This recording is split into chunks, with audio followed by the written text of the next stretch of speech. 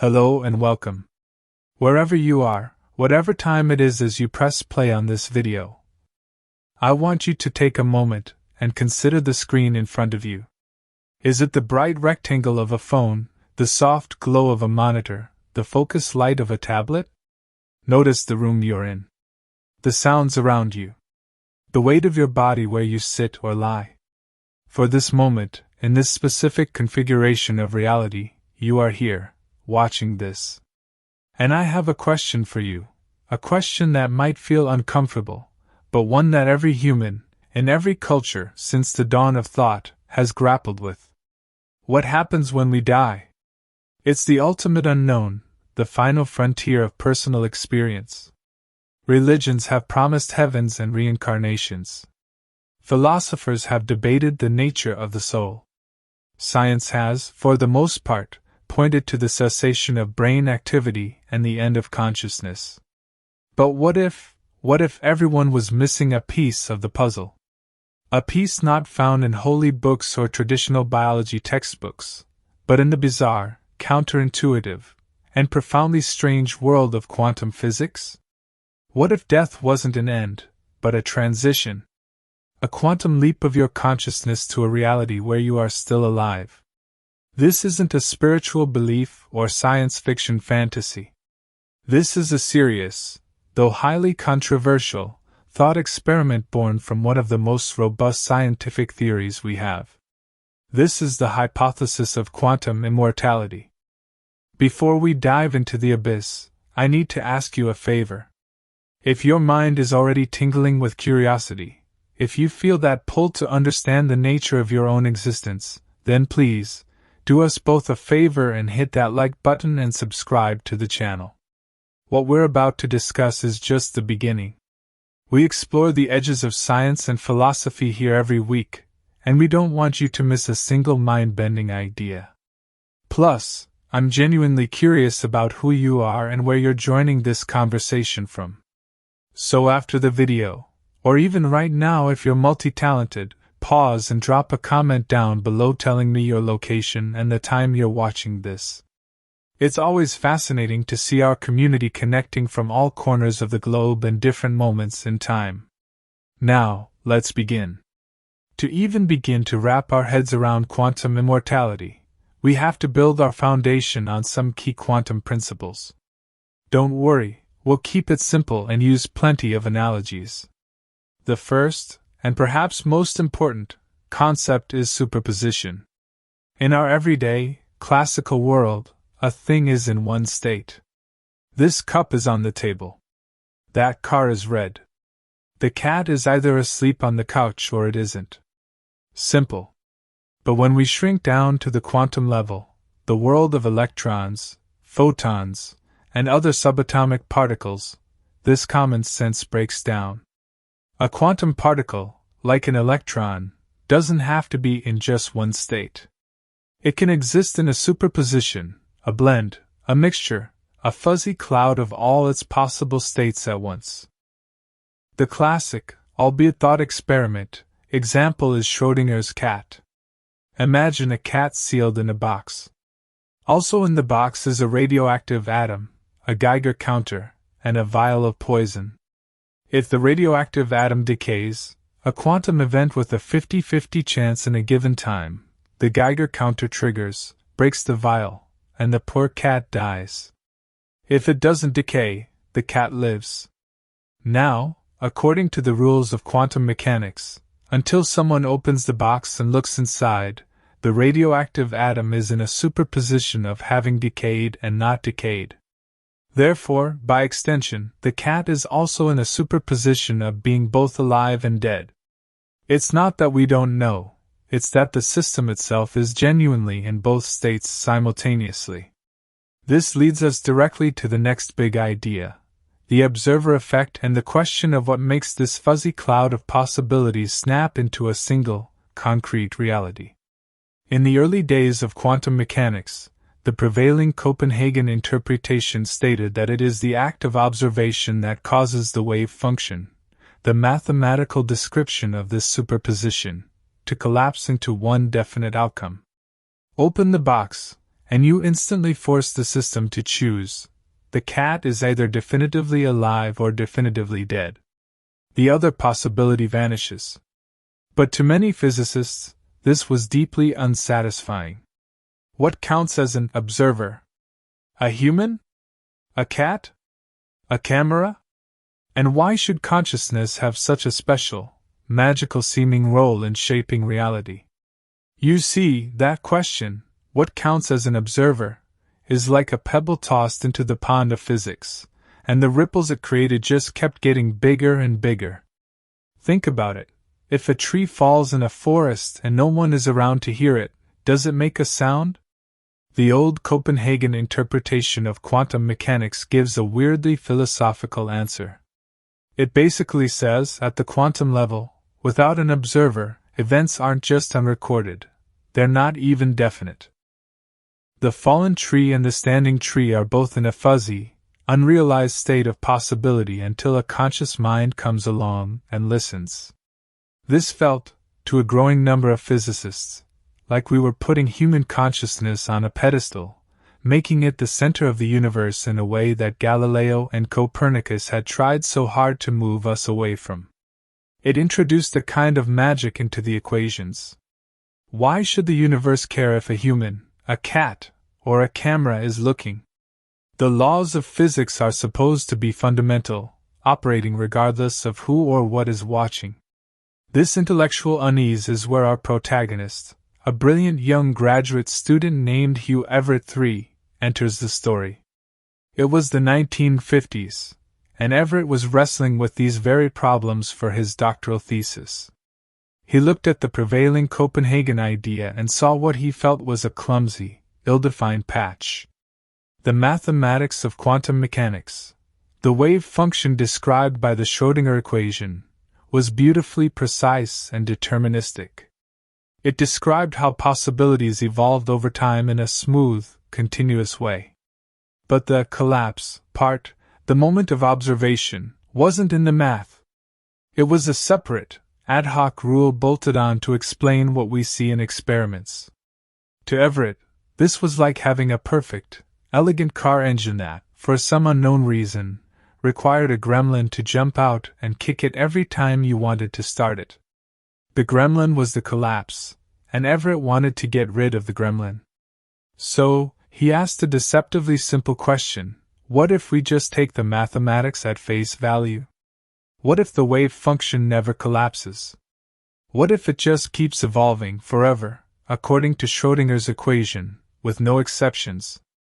This is the seed from which the many worlds interpretation grew. It was a what if, of breathtaking audacity. Let's break down what this really means. Imagine the universe is described by a single, universal wave function. This wave function contains within it every single possible state of every single particle. Now, when a quantum event occurs, like that electron facing a choice to be spin up or spin down, the universe doesn't erase the other option. Instead, the universal wave function, which already contained both possibilities, effectively unmixes them. The single, coherent reality we experience branches into multiple, separate realities. In one new branch, the electron is spin up. In another, equally real and physically existing branch, the electron is spin down. The word branch is key here. It's not that one universe is the original and the other is a copy. That's a common misconception. It's more like a single trunk splitting into two limbs. Both limbs are equally part of the tree, either is more original than the other. Before the split, both potential outcomes were part of the same reality. After the split, they are both real, but they can no longer interact or communicate. They decohere, which is the technical term for losing their quantum connection and becoming independent, parallel worlds. This is where the scale of the idea becomes truly astronomical. We're not just talking about a few branches for big, dramatic events. This branching is happening constantly, at every moment, for every quantum event everywhere in the universe. Every time a photon bounces off a surface, every time an atom jiggles, every time a particle decays, the universe is forking into new versions of itself. The number of parallel universes is not just a very, very large number, it's infinite. In this infinite multiverse, every possible outcome that is not forbidden by the laws of physics must happen in some branch. Think of your own life as a storybook. In our everyday understanding, you are reading one single, linear story. You turned left at the corner. You ordered the salad for lunch. You decided to watch this video. But in the many worlds view, the book of your existence is a choose-your-own adventure of unimaginable scope. At every single moment, at every quantum junction, the book splits. There's a version where you turned right. There's a version where you ordered the soup. There's a version where you clicked on a different video. And crucially, all these stories are being read simultaneously by different versions of you in different, non-communicating branches of reality. This completely recontextualizes probability. What does it mean to say there's a 50% chance of an electron being spin up? In the Copenhagen view, it's a genuine, fundamental randomness. The universe is rolling a die. In the many worlds view, probability is a measure of which branch you're likely to find yourself in. But since every branch has a you, it becomes a question of self-location. The 50% isn't a chance of it happening. It's a statement that half the resulting branches, weighted by a concept called measure, contain the outcome spin up. You, as a conscious observer, will find yourself in one of those branches, and from your perspective, it seemed random. This was Everett's grand solution to the observer problem. He eliminated the magical, special role of the observer. In his view, the observer isn't outside the system, causing it to collapse. The observer is inside the system, and gets split along with everything else. When you look into the box with Schrodinger's cat, your sensory organs, your brain, your memories, they all become entangled with the system. So, the universal wave function contains a branch where you see a live cat and feel relief, and another branch where you see a dead cat and feel sadness. Both views are real, both are conscious, and both are convinced that their outcome was the one that actually happened. When Everett first published his theory in 1957, the physics world didn't know what to make of it. It was seen as too extravagant, too science-fictional, a violation of Occam's razor for creating an infinite number of unobservable universes. The famous physicist Niels Bohr, the champion of the Copenhagen view, largely dismissed it. Disheartened, Everett left academia and never pursued physics full-time again. He probably never could have imagined that decades later, his theory would be seen as one of the leading, and for some, the most elegant, interpretations of quantum mechanics, championed by modern thinkers like David Deutsch and Max Tegmark.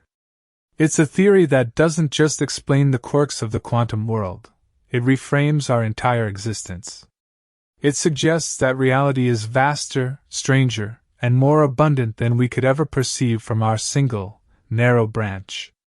It tells us that all our what-ifs and might-have-beens aren't just ghosts of regret or fantasy. According to MWI, they are all out there, somewhere, in the endlessly forking paths of the cosmos. And it is on this incredible, sprawling stage of the quantum multiverse that the final, personal act of our drama, the hypothesis of quantum immortality, is set to play out. Think of reality not as a single, linear thread, but as an endlessly forking tree, or a river constantly splitting into new delta streams. Every quantum decision, every spin of an electron, every flicker of a photon, creates new branches. The number of parallel universes is truly mind-numbing, a number so vast it makes all the grains of sand on Earth look insignificant. In this infinite tapestry of realities, every possible event that can happen, does happen, in some branch. Now take this incredible, sprawling, multiverse idea and bring it home. Bring it to you. To your consciousness, your sense of self, your life. This is where we make the leap from quantum weirdness to a profound personal implication. Let's put you in the box. This is the thought experiment known as quantum suicide. Imagine a setup similar to Schrodinger's cat, but now you are the subject. A device is pointed at you, triggered by a quantum event, say, the spin of an electron. If the electron is spin up, the device activates. If it's spin down, nothing happens. You press the button. What happens? According to the Copenhagen interpretation, it's a brutal game of chance. There's a 50% chance you hear a click and live, and a 50% chance you die. The wave function collapses, and you get one outcome or the other. End of story. But according to the many worlds interpretation, something very different occurs. The universe splits. In one branch, the electron will spin up, the device activates, and you die. It's tragic and real. But in another branch, the electron will spin down, and you survive. Now, here is the crucial, mind-bending question: which one of these yous are you? Think about it carefully. The you, in the branch where you died, ceases to have any experience. There is no more consciousness, no more stream of thought, no more you, to perceive that outcome. As physicist Max Tegmark explains, the only outcome that can ever be subjectively experienced is the one where a conscious observer continues to exist. So, from your own, first-person, subjective point of view, when you press that button, the only result you will ever witness is the one where you survive. You will hear a click, or perhaps silence, and you will be alive. You might think, "Phew, that was lucky." Now, imagine repeating this experiment. You press the button again, and again, and 100 more times. From an outside God's eye perspective, there is a rapidly multiplying tree of universes, almost all of which contain your dead body. It would seem like the most spectacularly bad luck. But from your perspective, you will, against all astronomical odds, experience surviving every single time. You will always find yourself in the branch of reality where the quantum dice fell in your favor. This is the heart of quantum immortality. The theory suggests that your stream of consciousness is somehow pinned to the branches of the multiverse in which you continue to live. No matter how dangerous the situation, no matter how low the survival probability, there will always be some branch, however improbable, where a sequence of quantum events allows you to survive. And since you can't experience being dead, you will always find yourself in that branch. In this sense, you would be immortal from your own subjective viewpoint. Now, your brain is probably screaming with objections and buts. This is where we must turn to the criticisms, the skepticism, and the serious philosophical problems with this idea. Because as fascinating as it is, quantum immortality is far from accepted science. First and foremost, the many worlds interpretation itself is not proven. While it's a respected minority view among physicists, it's not the mainstream. Other interpretations of quantum mechanics don't require, or even allow, for this kind of branching. So the entire house of cards for quantum immortality is built on a foundation that is still hotly debated. Second, and this is a major point raised by critics like Tegmark himself, death is rarely instantaneous or binary. In the clean thought experiment, death is a light switch, on, alive, or OFF, dead. But in reality, dying is a process. It's a gradual fading of consciousness, a breakdown of biological functions. Even in a gunshot to the head, there are milliseconds of neural activity. The critic argues that your conscious experience could follow a branch where you don't die instantly, but where you are severely injured and your consciousness fades away over seconds or minutes. You would still experience the process of dying, just not the final moment. In this view, you wouldn't magically jump to a healthy branch. You would experience the dwindling of your faculties in your current, dying branch. This leads to what philosopher David Lewis called the Terrifying corollary. If quantum immortality were true, you might never experience sudden death, but you would inevitably experience every possible near-death. You would survive car crashes, heart attacks, and pandemics, but often with severe injuries and deteriorating health.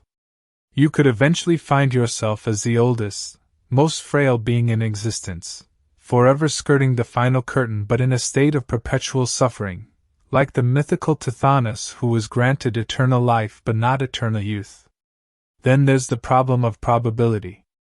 Just because all branches are real, doesn't mean they are all equally likely from a subjective standpoint. Some philosophers, like David Papineau, argue that you should still expect, in proportion to their probability, to find yourself in branches where common, likely events occur, not just the astronomically unlikely survival branches. Why should your consciousness preferentially find itself in the 1 in a billion universe where you live, rather than the billions of others where you die? The theory assumes it must, but this is a deep philosophical puzzle about identity and self that remains unsolved. Finally, there's a crucial distinction between reality and experience. Even if quantum immortality is true in a subjective sense, it doesn't mean you are invincible in any objective, shared reality. In this branch of the universe, the one we all collectively seem to inhabit, people die every day from accidents, illness, and old age. From our perspective here, they are gone. The theory only offers a potential solace, or horror, for the first-person experience of the individual. It's a solipsistic immortality that you could never prove to anyone else, because to any outside observer, you will appear to die in the vast majority of branching realities. So, after this long, strange trip into the quantum multiverse and the nature of self, where does that leave us? Whether quantum immortality is a real physical possibility or just a fascinating intellectual phantom, its power lies in how it forces us to confront the biggest questions. What is consciousness? Is it merely the product of a brain, or could it be something more fundamental, intertwined with the fabric of reality itself? What is the nature of reality? Is this single, stubborn timeline we perceive all there is, or are we just one thread in an infinite tapestry? The value of this idea isn't necessarily in believing it's true, but in using it as a tool to expand our minds. It pushes the boundaries of science, philosophy, and personal belief. It reminds us that our understanding of the universe is still primitive, and that the ultimate truths may be far stranger than we are capable of imagining. And now, I want to turn it over to you. This isn't a topic with easy answers, it's a conversation. What do you think? Does the idea of quantum immortality terrify you, or comfort you? Do you find the many worlds interpretation compelling, or do you think it's a step too far? Let's get a global discussion going. Leave a comment down below and share your thoughts. Tell me what you think happens to consciousness after death. And remember, when you comment, tell me where you're watching from and the time there. I love seeing the patchwork of our community, from the late-night watchers in Tokyo to the early risers in London, and everyone in between. If your mind is buzzing with more questions than answers, then you're in the right place. We explore the deepest mysteries of the universe on this channel. Don't forget to subscribe and hit that notification bell so you don't miss our next journey to the edge of understanding. There's a whole playlist of videos on quantum weirdness and consciousness waiting for you, so go ahead and dive in.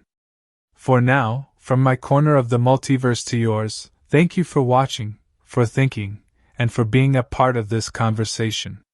Whatever the true nature of reality turns out to be, the fact that we can ponder it together is a kind of miracle in itself. So wherever you are, whatever time it is, if it's late, good night. If it's morning, good day. And if you're in one of those branches where time seems to have lost all meaning, just know that I'm glad our timelines intersected, even for this brief moment. Take care, and I'll see you in the next video.